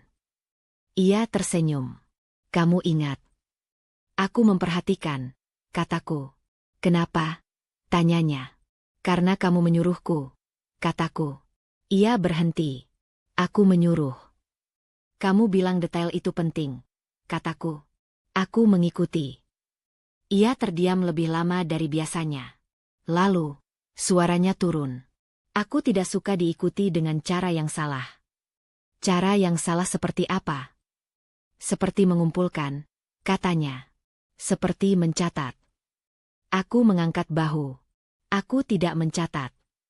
Ia melangkah lebih dekat. Jangan bohong. Aku tidak bohong, kataku. Aku belajar mengingat. Ia menatapku lama, lalu menghela napas. Kamu tahu, katanya, kalau aku ingin, aku bisa mengecek semua. Semua apa? Pergerakan, katanya. Jejak. Aku merasakan tenggorokan mengering. Aku tidak menyembunyikan apapun. Kalau begitu, katanya, kita tidak punya masalah. Ia berbalik, berjalan ke kamar. Aku tetap berdiri, mendengar laci dibuka, ditutup. Langkahnya kembali mendekat. Ia berhenti di ambang pintu. Mulai malam ini, katanya tanpa menoleh, kita simpan ponsel di ruang tamu. Aku mengangkat kepala. Kenapa? Supaya kita jujur, katanya. Kenapa hanya ponselku? Tanyaku. Ia menoleh, mata menyempit. Kamu ingin menawar? Aku menggeleng. Tidak. Bagus, katanya. Dan satu lagi. Apa? Besok aku akan mengantar kamu, katanya. Kemanapun kamu mau. Aku merasakan dingin menjalar. Aku tidak perlu. Bukan pertanyaan, katanya. Aku ingin memastikan. Memastikan apa? Tanyaku. Ia tersenyum, tipis dan datar. Bahwa kamu benar-benar kamu. Ia masuk kamar, menutup pintu. Aku berdiri sendirian di ruang tamu, menatap mangkuk kunci yang kini sunyi. Aturan baru telah ditetapkan, rapi dan tanpa teriakan. Aku tahu satu langkah salah saja, dan penyamaran ini akan runtuh di hadapannya. Aturan baru itu mengubah cara rumah bernapas. Ponsel di ruang tamu, layar menghadap ke bawah, menjadi penanda bahwa setiap detik kini terhitung. Aku menyesuaikan langkah, nada, bahkan jeda di antara kata-kata. Namun di balik penyesuaian itu, ada satu hal yang tidak kuubah, tujuan. Bagas pergi pagi-pagi, terlalu rapi untuk orang yang mengaku lelah. Aku menunggu sampai bunyi pintu benar-benar hilang, lalu berdiri tanpa tergesa. Tidak ada lari. Tidak ada gerakan yang bisa ditafsirkan sebagai panik. Aku menghitung napas, lalu memulai. Aku tahu waktu terbatas. Ia bisa kembali kapan saja, dan aturan baru bisa berubah tanpa peringatan. Aku menuju kamar, membuka laci yang sempat ia tutup dengan rapi. Di sudut belakang, ada map tipis. Aku tidak mengeluarkannya kemarin. Hari ini aku tahu alasannya. Map itu berisi kertas-kertas yang ia kira aman karena terlalu membosankan untuk dibaca orang lain. Aku mengeluarkan isinya satu persatu. Tanggal, jam, catatan singkat dengan hurufnya. Bukan milikku. Aku memotret setiap halaman dengan kamera kecil yang kusembunyikan di saku pakaian. Tanpa kilat, tanpa suara. Aku memotret urutan, bukan hanya halaman tertentu. Bukti harus berdiri sendiri. Di lemari, aku menemukan kotak kecil. Tidak terkunci. Di dalamnya, salinan kunci lama dan selembar kertas dengan angka-angka. Aku memotret. Aku tidak menggeser apapun. Aku mengembalikan posisi persis seperti semula. Aku ingatkan diriku, bukti yang baik tidak meninggalkan jejak. Aku ke ruang kerja kecil. Rak paling bawah berdebu, jarang disentuh. Di sana ada hard disk eksternal. Aku menahannya sebentar, mendengar denyut jantungku. Aku menyambungkannya ke laptop yang ia tinggalkan menyala.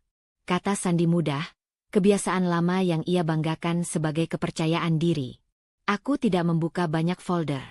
Aku mencari pola, tanggal yang sama, jam yang berulang. Aku menemukan rekaman suara. Potongan pendek, dinamai dengan angka. Aku memutar satu, volumenya rendah. Suaranya sendiri, tenang, mencatat. Aku memotret daftar file, bukan memindahkan apapun. Aku tahu mengambil terlalu banyak akan memakan waktu dan menimbulkan kecurigaan. Bukti final bukan soal kuantitas, ia soal kesinambungan. Waktu berjalan. Aku menutup laptop, mengembalikan kabel. Aku menyentuh permukaan meja, memastikan tidak ada sidik yang baru.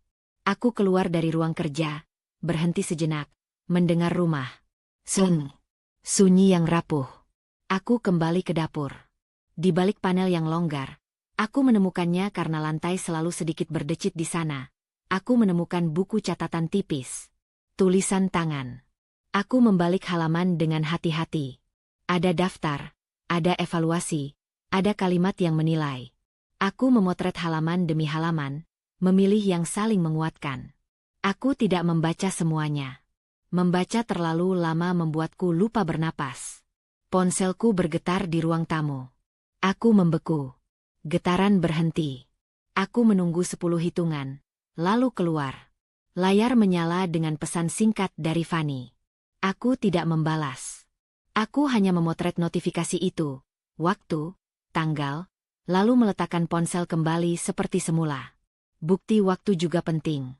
Aku menyimpan kamera kecil di tempat aman. Aku mengecek jam. Masih ada celah, tapi tidak banyak.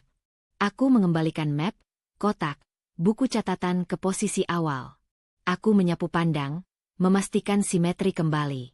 Rumah ini peka terhadap perubahan. Langkah di luar membuat dadaku mengeras. Aku berdiri di tempat yang tepat saat pintu dibuka. Bagas masuk, menaruh tas. "Kamu di mana?" tanyanya. "Dapur," jawabku. Ia mengangguk, mencium udara. "Kamu memasak?" "Belum," kataku. Ia menatap sekeliling, lalu duduk. "Aku pulang lebih cepat besok." Aku mengangguk. "Baik." Ia mengambil ponsel di meja, mengecek layar. "Ada pesan?" "Tidak," kataku. Ia menatapku lama, lalu tersenyum tipis. "Kita akan lebih sering bersama." Aku menahan diri agar tidak menjawab terlalu cepat. "Kalau itu yang kamu mau." Ia berdiri, berjalan ke kamar. Aku mendengar laci dibuka, ditutup. Tidak ada komentar. Tidak ada teriakan. Itu lebih berbahaya. Malam datang dengan lambat. Aku menunggu sampai napasnya teratur dari kamar. Aku duduk di ruang tamu, ponsel di tanganku. Aku mengirim satu pesan pendek ke Fanny, tanpa penjelasan. Besok. Siap. Balasan datang cepat. Aku siap. Aku membuka folder tersembunyi, meninjau foto-foto itu satu kali. Cukup. Aku menyalinnya ke tempat cadangan. Aku menulis daftar singkat. Apa yang ada, di mana, kapan. Tanpa emosi. Tanpa kata sifat. Fakta berdiri sendiri. Aku mematikan layar, duduk dalam gelap. Waktu melawan keselamatan. Tapi malam ini aku memilih ketepatan. Aku tahu langkah berikutnya berisiko. Aku tahu rumah ini akan bereaksi. Namun untuk pertama kalinya, aku tidak menunggu izin. Aku menarik napas, panjang dan stabil. Bukti telah lengkap. Aku siap melapor. Udara di luar terasa lebih dingin dari yang kuduga. Bagas berjalan di depanku, langkahnya cepat dan lurus, seolah jalur yang ia pilih sudah ditentukan jauh sebelum kami keluar dari rumah.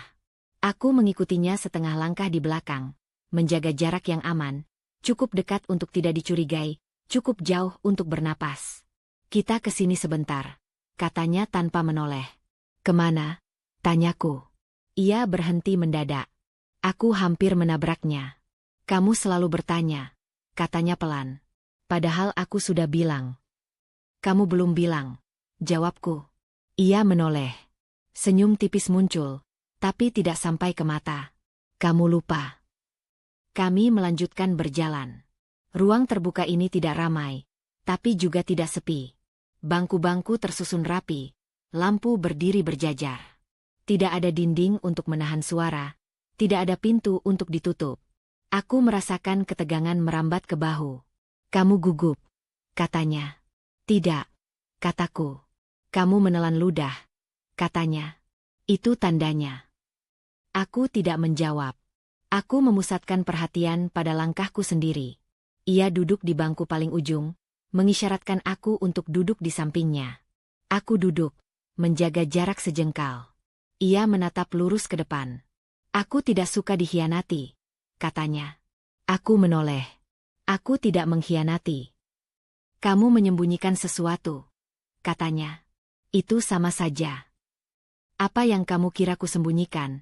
Tanyaku. Ia tertawa pendek. Kamu pintar pura-pura. Aku menarik napas. Kalau kamu ingin bicara, bicaralah. Ia menoleh cepat. Nada itu. Nada apa? Nada menantang, katanya. Kamu berubah. Kamu yang berubah, kataku. Itu kesalahan kecil. Aku tahu begitu kata itu keluar. Wajahnya mengeras. Aku konsisten, katanya. Kamu yang tidak. Ia berdiri terlalu dekat. Aku ikut berdiri, menjaga jarak yang sama. Orang-orang lewat di kejauhan, tidak memperhatikan. Ruang terbuka ini membuat segalanya lebih terang. Tidak ada sudut untuk bersembunyi. Kamu menghubungi kakakmu, katanya. Aku tidak, kataku. Bohong, katanya, lebih keras. Beberapa kepala menoleh, lalu kembali ke urusan masing-masing. Ia menurunkan suara, tapi kemarahannya tetap terlihat. Aku melihat caramu menyimpan ponsel. Aku melihat caramu menulis. Kamu tidak berhak, kataku. Ia tersenyum, senyum yang tidak ramah. Hak ditentukan oleh siapa yang pegang kendali. Aku menatapnya. Kamu kehilangan kendali. Kalimat itu membuat rahangnya mengencang. Jangan mengajariku.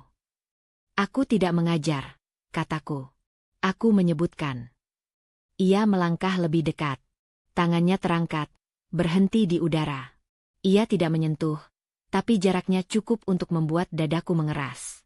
Kamu memancing, katanya. Kamu ingin aku terlihat buruk. Aku ingin jujur, kataku. Kejujuran versimu merusak, katanya.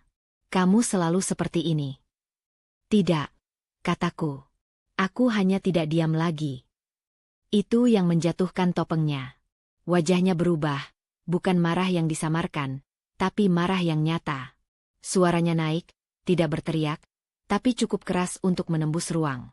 Diam itu yang membuatmu selamat, katanya. Aku yang menjagamu. Aku tidak meminta, kataku. Kamu butuh, katanya cepat. Tanpa aku, kamu berantakan. Aku menggeleng. Itu bohong. Ia tertawa, kali ini kasar. Kamu pikir aku tidak tahu? Kamu pikir catatanmu tidak kulihat? Aku menatapnya. Kamu membacanya. Ia terdiam sepersekian detik. Dan itu salah, kataku. Semua yang kulakukan untukmu salah, katanya. Suaranya mengeras lagi. Aku yang mengatur agar kamu tidak tersesat. Aku tidak tersesat, kataku. Aku terjebak. Kata itu menggantung. Ia menatapku seperti melihat orang asing. Kamu menyebutku apa? Tanyanya. Pengendali, kataku. Pembohong. Ia melangkah lagi, terlalu dekat. Aku mundur satu langkah. Bangku di belakangku membatasi. Aku tidak berlari. Aku berdiri. Kamu mau apa? Katanya. Mengadu. Aku mau berhenti, kataku. Hentikan apa? Katanya. Ini, kataku. Semua ini. Ia menatap sekeliling, lalu kembali padaku. Di sini. Dimanapun, kataku. Ia tertawa lagi, lalu berhenti tiba-tiba. Kamu pikir tempat ini melindungimu? Aku tidak butuh dilindungi, kataku. Kamu salah, katanya. Aku bisa. Ia berhenti. Tangannya mengepal. Ia menarik napas kasar, lalu mengembuskannya. Orang-orang kembali lewat, beberapa melirik. Ia menyadari itu. Untuk sesaat, Topeng mencoba kembali. Gagal. Kamu sudah melangkah terlalu jauh, katanya, rendah dan jelas. Aku melangkah keluar, kataku. Ia mendekat. Suaranya dingin. Kalau kamu melapor, kamu hancur. Aku menatap matanya. Aku tidak sendirian. Kalimat itu membuatnya kaku. Apa maksudmu? Kamu tahu, kataku. Ia menoleh cepat, mencari sesuatu di wajahku. Kamu berani? Tidak, kataku. Aku siap. Ia tertawa pendek, lalu wajahnya mengeras lagi. Kalau begitu, dengarkan baik-baik. Ia condongkan tubuhnya. Mulai sekarang, tidak ada lagi pura-pura. Aku mengangguk. Benar. Ia menatapku lama, lalu melangkah mundur. Ini belum selesai. Aku menjawab tanpa suara, tapi dengan sikap. Aku berdiri tegak, tidak mundur lagi. Ruang terbuka ini menyimpan gema langkahnya saat ia pergi, cepat dan tegang. Aku tahu titik itu telah terlewati. Tidak ada jalan kembali. Topengnya telah jatuh di tempat yang tidak bisa ia rapikan lagi, dan aku memilih berdiri di sini, terlihat, dan tidak diam. Pagi itu Bagas berdiri di depan pintu, tepat di jalur keluarku. Kita bicara dulu, katanya. Aku meraih tas. Aku harus pergi. Tangannya terangkat lebih cepat dari dugaanku. Bukan ke wajahku, tapi ke pergelangan tanganku. Jarinya menutup kuat, ibu jarinya menekan bagian dalam. Bukan dorongan kasar, tapi cengkeraman yang disengaja, cukup kuat untuk menghentikanku melangkah. Lepaskan, kataku. Jangan dramatis, katanya pelan. Aku hanya ingin kamu tenang. Aku menarik tanganku. Pegangannya mengencang. Rasa nyeri menjalar singkat, tajam, membuat napasku tersendat. Aku bilang lepaskan. Ulangku. Ia menarikku setengah langkah ke arahnya. Tumitku bergeser di lantai. Tas di bahuku terlepas dan jatuh. Suara benda jatuh itu terdengar keras di kepalaku. Kamu mau kemana? Tanyanya. Keluar, kataku. Sekarang. Ia menahan lebih kuat. Aku bisa merasakan detak nadinya di jariku. Cepat. Kamu tidak akan membuatku terlihat buruk, katanya. Tidak hari ini. Aku mengangkat suara, tidak berteriak, tapi cukup jelas. Ada orang. Lorong di ujung pintu terbuka. Cahaya pagi masuk. Langkah terdengar di luar.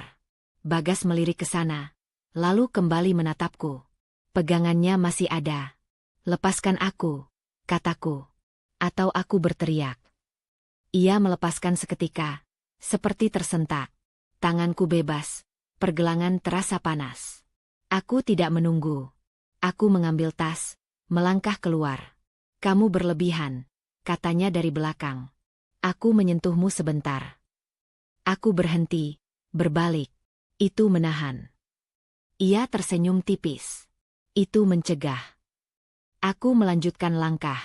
Aku tidak berlari. Di ruang yang berbeda, dengan meja yang sama dinginnya, aku menyebutkan kejadian itu dengan urutan yang bersih. Pergelangan, tekanan, tarikan, upaya menghalangi. Aku menunjukkan bekas kemerahan yang belum hilang sepenuhnya. Aku menyebutkan pintu terbuka, langkah orang lain, waktu yang tepat. Petugas itu mendengarkan tanpa memotong. Apakah Anda bisa pergi? Ya, kataku. Karena ia melepaskan. Apakah Anda merasa dibatasi? Tanyanya. Ya, kataku. Tubuh saya dihentikan. Ia mencatat. Baik. Aku menyerahkan bukti yang telah kukumpulkan. Foto-foto berurutan. Rekaman. Catatan waktu. Bukan satu kejadian, tapi pola. Ketika sampai pada pagi itu, aku tidak menambah kata sifat. Aku tidak perlu. Di ruangan lain, Bagas menjelaskan versinya. Saya memegangnya agar tidak panik, katanya. Tidak ada niat. Pertanyaan datang. Apakah Anda menahan pergelangan? Ia ragu sepersekian detik. Ya. Sebentar. Apakah ia meminta dilepas? Tanya petugas. Dia sensitif, katanya. Apakah Anda melepaskan setelah ia meminta? Tanya petugas itu. Ia menghela napas. Setelah situasi terkendali. Petugas itu tidak berdebat. Ia meletakkan rekaman suara di meja. Lalu foto catatan. Lalu urutan jam. Lalu pernyataan saksi tentang pintu terbuka dan gerakan mendadak. Ini bukan satu peristiwa, kata petugas itu. Ini rangkaian. Bagas mencoba tersenyum. Kalian membesar-besarkan. Ketika pemberitahuan dibacakan, wajahnya berubah. Ia berdiri, refleks. Dua petugas bergerak mendekat. Ia menahan diri untuk tidak melawan. Ini salah paham, katanya. Aku suaminya. Justru itu, jawab petugas. Borgol terpasang. Bunyi kliknya pendek. Tidak dramatis. Tidak bisa ditarik kembali. Aku duduk di ruang tunggu, menekan ibu jari ke pergelangan yang masih terasa hangat. Fanny di seberangku. Kami saling menatap, lalu mengalihkan pandangan. Tidak ada pelukan. Tidak ada tangis besar. Hanya napas yang kembali ke ritmenya. Ketika petugas memberitahu bahwa proses berjalan, aku mengangguk. Aku berdiri, melangkah keluar. Udara siang menyentuh wajahku. Tidak ada tangan yang menahan. Tidak ada pintu yang menghalangi. Keheningan datang setelah badai, bukan sebagai kekosongan yang menakutkan, melainkan sebagai ruang yang akhirnya aman untuk diisi ulang. Pagi tidak langsung ramah setelah semuanya berhenti. Tubuhku aman. Itu benar. Aku bisa mengunci pintu tanpa merasa bersalah. Aku bisa mematikan lampu tanpa dihitung. Namun jiwaku tertinggal beberapa langkah di belakang. Seperti seseorang yang belum percaya bahwa tanah di depannya benar-benar padat. Aku duduk di tepi ranjang, memeriksa napas. Tarik. Tahan. Lepas. Terapis menyebutnya sederhana. Bagiku, ini kerja keras. Setiap tarikan mengundang ingatan kecil. Bunyi lantai, nada suara, yang datang tanpa izin. Aku belajar membiarkannya lewat, tidak menantangnya, tidak mengusirnya. Biarkan, kata mereka. Ia akan pergi sendiri. Vina mengetuk pintu, 2 ketukan ringan. Aku menyebutkan namanya sebelum ia masuk. Itu kesepakatan kami. Tidak ada kejutan. Aku buatkan sarapan, katanya. Aku belum lapar, jawabku. Tidak apa-apa, katanya. Aku taruh di meja. Ia tidak memaksa. Itu hal kecil, tapi terasa besar. Aku bangkit beberapa menit kemudian, berjalan ke meja, duduk. Aku makan perlahan, mengunyah dengan sadar. seperti orang yang sedang belajar kembali mempercayai tubuhnya. Di luar, suara kendaraan berlalu. Aku menahan dorongan untuk menghitung. Aku membiarkan waktu berjalan tanpa kuawasi. Jam di dinding berdetak tanpa perintah. Siang hari aku pergi ke tempat yang kusebut aman. Bukan karena tidak ada orang, justru karena ada. Bangku di taman, matahari menyentuh bahu, anak-anak berlari. Aku memilih duduk menghadap jalan. Punggung ke tembok. Batas itu penting bagiku sekarang. Aku tidak malu membutuhkannya. Ponselku bergetar. Aku tidak melonjak. Aku melihat layar, membaca nama, lalu menurunkannya. Aku menunggu sampai napasku stabil sebelum membalas. Aku di taman. Aku baik-baik saja. Kata-kata itu masih perlu kuucapkan berulang agar terdengar benar. Sore hari, aku menghadiri sesi pertama setelah semuanya terbuka. Ruangan itu tenang, kursinya empuk, jendelanya setengah terbuka. Aku diminta bercerita sejauh yang kumampu. Aku tidak menceritakan semuanya. Aku memilih satu potongan kecil, tentang bagaimana diam terasa aman sampai ternyata tidak. Kamu tidak harus menyelesaikan hari ini, kata terapis itu. Aku mengangguk. Di kepalaku, ada daftar lama yang ingin segera dituntaskan. Aku meletakkannya satu persatu. Malam datang tanpa ketegangan yang biasa. Aku menyiapkan pakaian untuk esok hari tanpa menimbang kemungkinan salah. Aku memilih yang nyaman, bukan yang benar. Aku mematikan lampu ketika ingin, menyalakannya kembali jika perlu. Tidak ada suara yang menilai. Di ranjang, tubuhku gelisah. Aku membiarkannya. Aku menekan telapak kaki ke kasur, merasakan tekstur. Aku menyebutkan 5 hal yang kulihat, 4 yang kuraba, 3 yang kudengar. Teknik itu tidak ajaib. Ia hanya membantu. Cukup. Hari-hari berikutnya tidak lurus. Ada pagi yang mudah, ada siang yang berat. Ada kalanya aku tersenyum, lalu tiba-tiba ingin bersembunyi. Aku belajar bahwa kemunduran tidak menghapus kemajuan. Ia bagian dari peta. Aku menulis lagi. Bukan catatan tentang orang lain, melainkan tentang diriku. 1 kalimat per halaman. Aku berhak lambat. Aku boleh berubah pikiran. Aku tidak harus kuat hari ini. Tulisan tanganku kadang goyah. Aku tidak memperbaikinya. Vina menemaniku tanpa menjadi penjaga. Kami berjalan berdampingan, bukan saling menarik. Jika aku berhenti, ia berhenti. Jika aku maju, ia mengikutiku. Keheningan di antara kami tidak menuntut penjelasan. Suatu sore, aku menyadari aku tertawa. Singkat, terkejut, lalu berhenti. Aku menyentuh dadaku, memastikan itu nyata. Tidak ada hukuman menyusul. Aku tertawa lagi, lebih pelan. Aku masih takut pada beberapa hal. Aku masih memeriksa kunci 2 kali. Aku masih terkejut oleh suara tertentu. Namun ada ruang di antara rasa takut itu. Ruang kecil yang bisa kutempati. Di sana, aku bernapas. Harapan tidak datang sebagai janji besar. Ia datang sebagai kebiasaan baru. Bangun, mandi, makan, keluar rumah, kembali. Ia datang sebagai pilihan untuk meminta bantuan tanpa merasa gagal. Ia datang sebagai izin untuk tidak sembuh sekaligus. Saat malam menutup hari, aku mematikan lampu dan membiarkan gelap hadir tanpa ancaman. Tubuhku selamat. Jiwaku menyusul, langkah demi langkah, tidak tergesa. Dan untuk pertama kalinya, aku percaya bahwa pelan bukan berarti tertinggal. Pagi itu terasa berbeda. Tidak ada suara langkah berat di belakangku. Tidak ada pintu yang menutup dengan kasar. Tidak ada tatapan yang menahan tubuhku. Tubuhku aman, itu sudah jelas. Tapi jiwaku masih terbiasa menoleh setiap kali suara keras terdengar. Aku menarik napas, menahannya, lalu melepaskan perlahan. Hari ini, aku belajar, bukan tentang kelincahan, tapi tentang jarak yang aman. Vina berjalan di sampingku, langkahnya ringan, tidak tergesa, seperti selama beberapa hari terakhir. Kami tidak berbicara banyak. Hanya beberapa kata ringan saat melewati trotoar yang ramai. Kita harus tetap di sini sampai sidang selesai, katanya pelan. Aku mengangguk, tidak menambahkan komentar. Aku tahu itu benar. Hari ini bukan tentang perasaan, tapi tentang fakta. Sidang dimulai tanpa prolog panjang. Hakim membuka dengan suara datar, membaca daftar tuduhan yang sudah kukenal. Pengendalian, kekerasan verbal, penahanan fisik, manipulasi psikologis, bukti yang lengkap dan teratur. Setiap kata berdiri sendiri, tidak perlu diperindah, tidak ada tambahan drama. Aku duduk tegak, tangan di pangkuan, mencoba tidak menoleh ke arah Bagas lebih dari sekadar mata.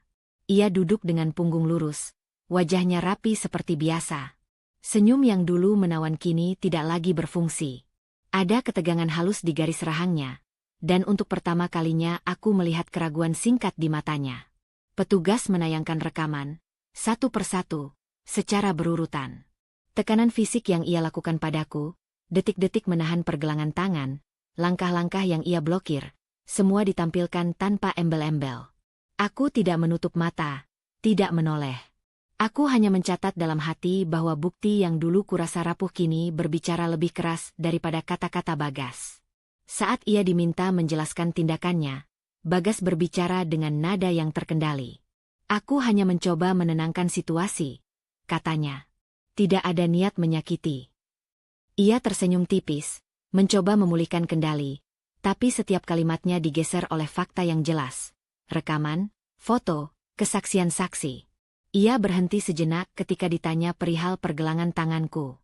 Ada jeda yang terlalu lama untuk disebutkan ragu, terlalu pendek untuk mengabaikan. Petugas diam, mencatat, dan langkah demi langkah kejelasan fakta membungkusnya. Hakim memutuskan. Suaranya datar, tetapi setiap kata meninggalkan ruang tanpa bisa dinegosiasikan.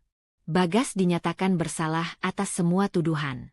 Masa hukuman disebutkan secara tegas, pidana penjara nyata, dengan program rehabilitasi perilaku, dan perintah perlindungan bagi korban. Tidak ada kegembiraan, tidak ada sorak-sorai. Aku menelan napas panjang. Aku menatap kursi di depanku, mengingat hari-hari ketika takut menguasai tubuhku. Kini, orang itu yang menahan aku dengan tangan dan kata, akhirnya harus menghadapi konsekuensi yang tidak bisa dinegosiasikan. Bagas berdiri saat borgol dipasang. Suara klik terdengar pendek, mekanis. Ia menahan diri untuk tidak membuat adegan. Aku melihatnya tanpa perasaan balas dendam. Tidak ada kemenangan manis di wajahku. Hanya pengakuan bahwa hukum bergerak, dan ini bukan tentang kebanggaan pribadi, tapi tentang keadilan yang dingin dan pasti. Vina mengulurkan tangannya, tapi aku tidak menggenggam. Kami hanya berjalan keluar bersama. Langkah kami seirama, tidak saling menuntut. Udara sore menyentuh wajahku, hangat tapi tidak mengancam. Aku menoleh sekali ke belakang. Bagas dibawa menjauh, langkahnya dibatasi, senyum dan rapinya runtuh, tidak ada yang bisa mengubah fakta. Rumah, ruang, waktu yang dulu dikontrolnya kini lepas dari genggaman. Ia kehilangan panggung, dan dunia melanjutkan tanpa drama yang ia pikir bisa kuatur. Di luar ruang sidang, dunia tetap berjalan. Kendaraan, orang-orang, suara riang anak-anak di taman dekat gedung. Aku belajar melihatnya tanpa waspada berlebihan. Setiap tarikan napas terasa nyata, setiap langkah terasa pilihan. Aku menulis satu kalimat di buku catatan. Tubuhku selamat, jiwaku pulih sedikit demi sedikit, dan keadilan tidak membutuhkan sorak-sorai. Malam tiba. Lampu kamar menutup hari dengan lembut. Aku menyalakan lilin kecil, aroma hangat mengisi ruang, tetapi aku tidak merasa perlu mengikat diri pada ketenangan itu. Aku sadar bahwa pemulihan bukan garis lurus, dan kemenangan hukum bukan akhir perjalanan. Namun hari ini, untuk pertama kalinya, aku merasakan jarak antara trauma dan keberanian. Aku menatap langit-langit, menutup mata, dan membiarkan gelap hadir tanpa ancaman. Tubuhku aman, jiwaku menyusul, perlahan, nyata, dan tanpa tergesa. Aku menoleh ke Vina yang duduk di sampingku, tersenyum ringan. Ia tidak berbicara. Aku tidak perlu berbicara. Hari ini cukup. Hukum telah bergerak, dan aku, sedikit demi sedikit, bisa bernapas lagi. Pelan, tapi pasti. Dan itu, lebih dari cukup untuk melangkah ke hari berikutnya. Hidup kadang menghadirkan orang yang mencoba mengendalikan kita, baik secara fisik maupun psikologis. Jangan pernah merasa malu untuk meminta bantuan, melaporkan ketidakadilan, dan menjaga diri sendiri. Pemulihan bukan proses cepat, pelan itu wajar, dan setiap langkah kecil menuju keselamatan adalah kemenangan yang nyata. Ingat, kekuatan sejati bukan tentang membalas dendam, tapi tentang membebaskan diri dan membangun hidup yang aman dan damai. Terima kasih telah mengikuti kisah ini. Semoga setiap langkah kecil Anda menuju keberanian, kesehatan, dan ketenangan hati selalu terasa berarti. Tetap kuat, tetap waspada, dan jangan lupa memberi ruang untuk diri sendiri bernapas. Salam hangat dari kami. Semoga hidup Anda selalu penuh cahaya dan keselamatan.